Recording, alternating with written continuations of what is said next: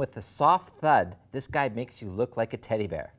You know, I'm used to reading a lot of books these days. To your daughter? Yeah, to my daughter, you know, and we're taking a look at an e-reader from Kobo. This is their top-of-the-line version. This is the Aura, but it's also the H2O version, which means it's waterproof. And, you know, apart from the fact that e-ink doesn't really do great photos, like photography for reading to children, it's a revolutionary way to read, and everybody should be doing it. And so we're going to go through some of the great features of this particular unit.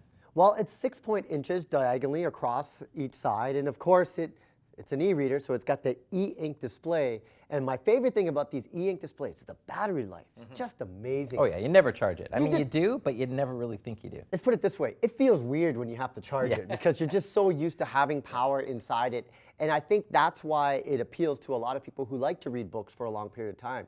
One, the battery life, and two, it doesn't really strain your eyes when you're reading over a long period of time. And talking about eye strain, let me just go through a couple of the cool features that you get from, you know, e-reading, which is essentially technology reading versus using a book. And right off the bat, look how big the font is that I've got open up here. Well, you can actually control all these things. You simply just go into your settings here, and you can just use this little slider, and I can make it bigger, you know, or, which is really big, or smaller, and depending on your visibility, you have the opportunity to make that quite large. The other thing I liked is you can quickly go and see sort of where you're at, what chapter, how much of the book you've read, how much is left to go, so you sort of get that sense of, you know, when you're holding a real book, you know how much you have left to go because you see it, but you can bring that up here. And then just a couple other little features, this little opportunity here, if I click that bottom button on the right with the two little squares on it, it shows me other books that I might be interested in reading that are similar to this title. And I think that's the one thing that really appeals to people that get e-readers is that, like you said, you can change the fonts. I think there's 24 different font sizes.